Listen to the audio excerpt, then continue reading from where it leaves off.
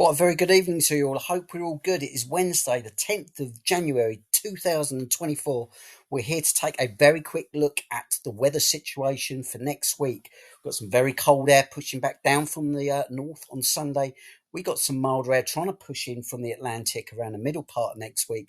There is a battleground about to be drawn, and where this occurs, significant snow events are on offer. So without further ado, we're going to just take a quick look back to where we were a week ago. Do you remember that? All them very, very cold anomalies to the northeast of us? Well, look what's happened. It was very mild over Europe. And then today, here we go. Cold anomalies have pushed over Europe. The bubble burst over Scandinavia.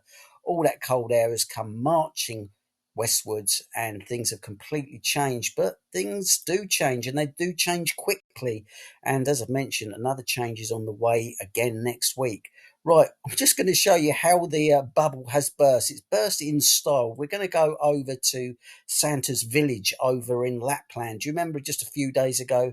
-26, everybody wrapped up. Look at that. You can barely see the faces. Fast forward that to today. Everyone's no gloves on. The hats are off. It's milder, -3. So yet temperatures have climbed significantly up there in Lapland, in stark contrast to a very boring looking field near Le Mans in northwest France. There it was in the sunshine and 13 degrees just a few days ago. Fast forward that to today. Look at that. It's a miserable looking field at the best of times, but today looking decidedly bleak. So that's just showing how the mechanics of the atmosphere can work. And actually, I know we look at these 850 temperatures, the actual coldest pool of air that I can see across Europe at the moment isn't over Scandinavia. It is there over northwest France. The residual cold pool from what we had back on, when was it, Monday, when we had those snow showers across the northeast of England. Anyway, or should we say the southeast of England. Let's get back to next week's weather. Big changes on the way. As I've mentioned, we're going to look at the jet stream. This is the jet stream on Sunday. It's streaming back down from the north. Very cold air will be pushing down from the north with it. It's by the time we get to Wednesday, that's the interesting time.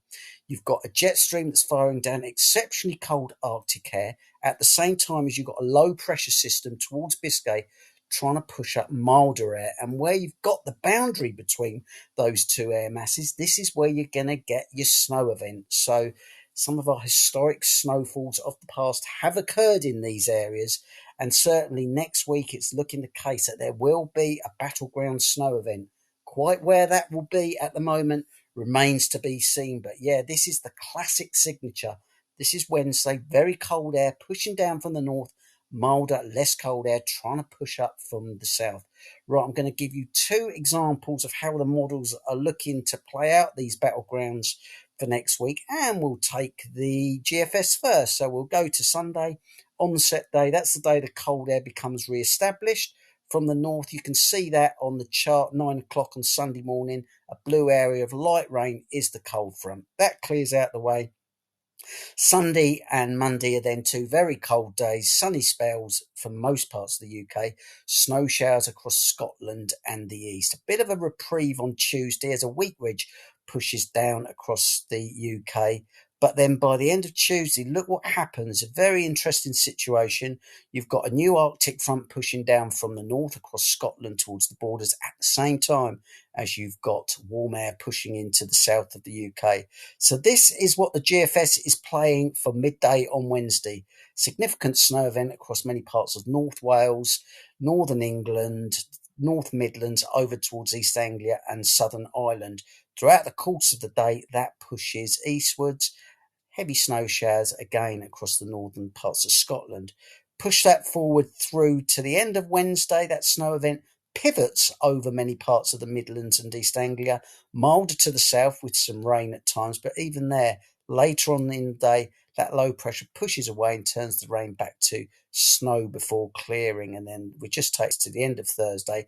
The cold air comes back in, sits across the UK, and then obviously the cold spell is maintained towards the next stage, which is the weekend. Right, that was the GFS. We'll now just take a look at the ECN. This is a fairly quick video tonight. I want to keep it short and sweet. So we just go to Sunday the 14th, onset day again, seen by that weak band of showery rain on Sunday. Cold front comes marching south. Monday is then a day of lovely sunny skies, frosty start, snow showers across the north of Scotland and the eastern parts of Scotland.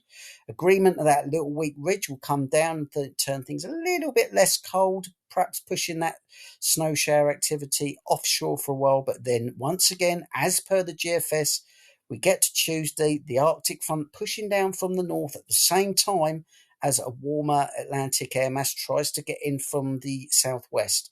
And on Wednesday at midday, we'll just take a look at that one. So once again, cold air over the country, warm air pushing in, significant snow event. This is at 6 o'clock on Wednesday morning across Wales, the Midlands, and down towards London and the southeast.